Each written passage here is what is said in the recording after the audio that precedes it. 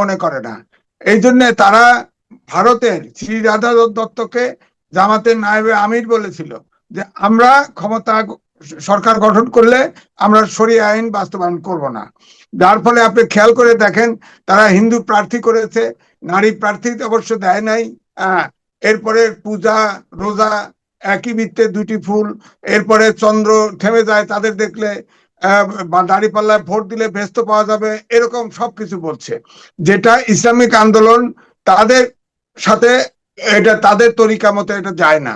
সুতরাং একটি পর্যায়ে আসলে ভিতরে এই দ্বন্দ্বটাই কাজ করেছে, যদিও একসাথে হতে চেয়েছে, কিন্তু আমরা যেটা জেনেছি যে তাদের দাবি ছিল প্রথম দিকে তো 150 আসন অর্ধেকই চাইছে, পরে হয়তো 50টা বা 60টা আসন দিলে হয়তো তারা রাজি হতে পারতো, কিন্তু তারা তাদেরকে 47টা আসন অফার করেছে।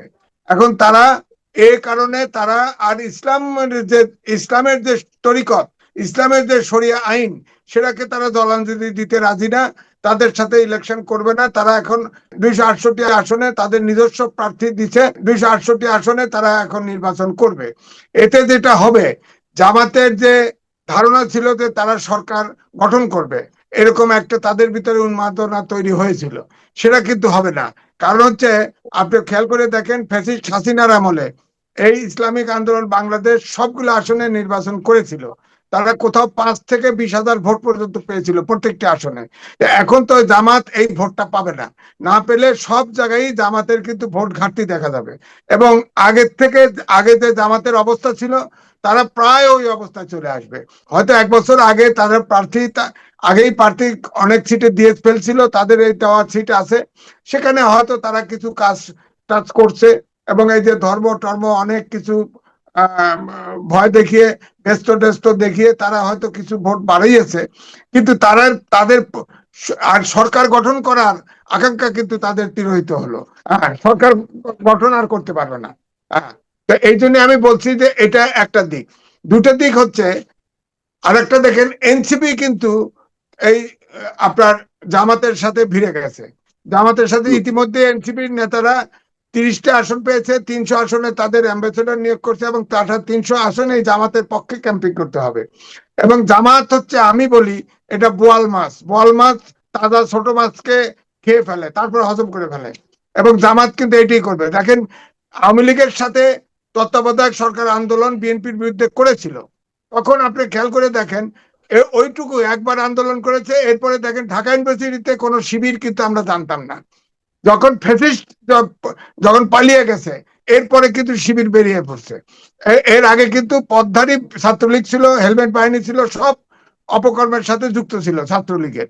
তো এখন বিএনপির সাথে তো ধরেন আপনার কমপক্ষে 30 বছর জড়িত ছিল, এবং আমি একসময় বলেছি 10% গুপ্ত জামাত বিএনপির ভিতরে আছে, তখন বিএনপির লোকই আপত্তি করেছে, এটা কি বললেন আপনি, বিএনপির ভিতরে নাকি কমপক্ষে 20% গুপ্ত জামাত আছে। তো বিএনপি একটা উদার রাজনৈতিক দল এবং জাতীয়তাবাদী রাজনৈতিক দল, এই দলকেও যদি টিকাতে হয় তাহলে আপনার গুপ্ত জামাতকে কিন্তু স্ক্রিন আউট করে বের করতে হবে, এবং এটা তো বের করা খুব কঠিন।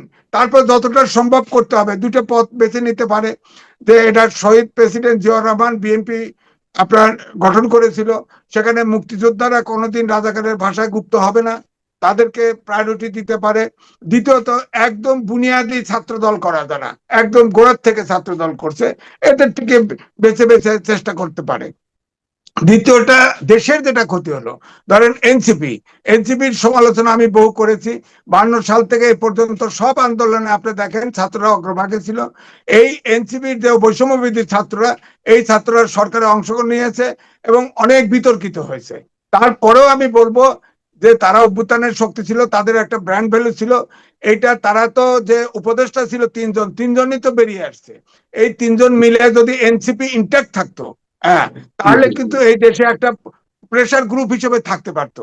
তাদের তো লক্ষ্য ছিল আইনের শাসন চাই, সুশাসন চাই, যদিও বিএনপির সাথেও সমঝোতার চেষ্টা করেছে, জামাতের সাথেও করেছে, কিন্তু বিএনপি তাদেরকে অফার করেছিল আমার জানা মতে 10 সিট, তাদের অ্যাকোমোডেট করতে পারে না, এই জন্য হয়তো যায় নাই। আর জামাতের কাছে গেছে 2 কারণে, একটা হলো আপনার সংসদে সিট না পেলেও এবারে যেহেতু আইন করা হয়েছে যে লোয়ার সংসদে যদি যত পার্সেন্ট ভোট পাবে তত পার্সেন্ট উচ্চ কক্ষে যতটা সিট থাকবে সেই অনুপাতে উচ্চকক্ষে যেতে পারবে। হয়তো জামাত যদি তাদেরকে রিলিজিয়াসলি ভোটটা দেয় তাহলে হয়তো উচ্চকক্ষে তারা 2-1টা সিট পেতে পারে। তো আমার কাছে দুঃখের বিষয়টা হচ্ছে যে এই দেশ আমরা 71-এ মুক্তিযুদ্ধ করেছি, 90-এ স্বৈরাচার বিরুদ্ধে আন্দোলন করেছি, আমাদের আশা পূরণ হয়নি। রাজনীতি কোনো গণতন্ত্র আইনের শাসন সুশাসন দিতে পারে নাই। আমরা ভেবেছিলাম 5ই আগস্টের পরিবর্তনের অভ্যুত্থানের পরিবর্তনের পরে অন্তত পক্ষে আমরা আসার পথে হাঁটা শুরু করব, কিন্তু এই এনসিপি দ্বিধা বিভক্ত কয়েক টুকরায় ভাগ হয়ে গেছে। অর্থাৎ এনসিপির কিন্তু এখানেই ইতি টানলো, এনসিপি আর থাকছে না। আর এনসিপির যারা নেতা তারা যদি এখন আন্দোলনের ডাকও দেয় তাদের কথা কিন্তু কিছু কাজ হবে না। দ্বিতীয়ত এই যে জামাতের সাথে ঢুকে দেওয়ার পরে এখন যে 4 কোটি তরুণ ভোটার আছে, এই এনসিপির কাউকে বিশ্বাস করবে না। আমি কয়েকটা লেখাটাকে দেখলাম, ধরেন একটা মেয়েও কিন্তু এখানে নাই, তারা কিন্তু ইয়ে করতেছে যে তাদেরকেই, যারা এখন জামাতের সাথে যুক্ত হয়েছে তারা কিন্তু তাদেরকে বেমান করতেছে। এখন যেটা হয়েছে, ধরেন এখন জামাত নিশ্চিতভাবে আর সরকার গঠনের প্রত্যাশা থেকে সরে যেতে বাধ্য হবে। এখন তারা অপোজিশন থাকার চেষ্টা করবে, অপোজিশনে থাকার চেষ্টা করবে, এটা তারা নিশ্চিত। এটা অবশ্য আগেই তারা ধারণা করেছিল, কারণ বিএনপির কাছে প্রস্তাব দিয়েছিল যে আমরা ইলেকশনের পরেও আলোচনা করব, অর্থাৎ জাতীয় সরকার ইঙ্গিত করে। এই জন্য আমি বলছি যে জামাতের যে প্রত্যাশা ছিল এই প্রত্যাশা কিন্তু ইসলামিক আন্দোলন বাংলাদেশ জুড়ে দেওয়ার পরে এটা আর জামাতের ভিতরে থাকলো না। এখন নিশ্চিতভাবেই বলা যায় বিএনপি সরকার গঠন করবে, যতই হোক সরকার গঠন করবে।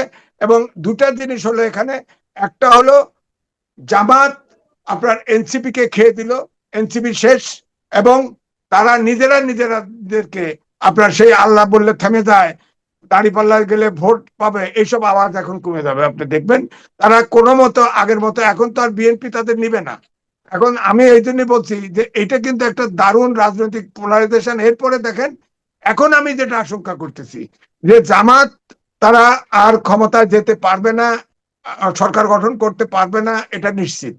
সুতরাং তারা কিন্তু নানান ভাবে ইলেকশন যাতে পিছিয়ে যায়, ইলেকশন যাতে না হয়, এই কাজটা তারা করবে। আপনি খেয়াল করে দেখেন মিডিল ইস্টের সব দেশে যে প্রবাসীদের যে ভোটার করা হয়েছে সেগুলো কিন্তু এক জায়গায় জড়ো করা হচ্ছে। দ্বিতীয়ত আপনার জানা আছে কিনা, আপনারা নিশ্চয়ই জানবেন, ভোটার ট্রান্সফার, ওই অর্থাৎ ধরেন অন্য অঞ্চল যেখানে জামাতের ভোট 10,000 5,000 কম আছে, অন্য অঞ্চল থেকে ভোটার ট্রান্সফার করা, ইলেকশন কমিশনের ছোট অফিসাররা কিন্তু ইতিমধ্যেই কিন্তু তাদেরকে কিন্তু ধরা হয়েছে। তারা এই ভোটার ট্রান্সফার করে হয়তো ফিক্সড কিছু জায়গায় তারা নিজেরা জেতার চেষ্টা করবে। তো আমার কাছে মনে হলো এটা একটা রাজনীতির এবং সরকার গঠন, বর্তমান রাজনীতির একটা বাকবতল। আমরা যেটা শান্তিতে চেয়েছিলাম যে অভ্যুত্থানের শক্তি একজোট হয়ে একটা শান্তিপূর্ণ নির্বাচন উপহার দিবে, এখন আমার কাছে মনে হয়েছে ইসলামিক আন্দোলন বাংলাদেশ 11 দল থেকে বেরিয়ে যাওয়ার পরে নির্বাচনটা আদৌ হয় কিনা এর সন্দেহ কিন্তু আছে আমার কাছে মনে হয়। যে একটা বিষয় কর্নেল ওলি বলছিলেন যে এটা মানে মুক্তিযোদ্ধা এবং জুলাই যোদ্ধাদের মহামিলন, আসলে কি তাই? এখানে তো কর্নেল ওলি ছাড়া তো আর তেমন কোন মুক্তিযোদ্ধা দেখছি না, তাহলে এটা কি একমাত্র মানে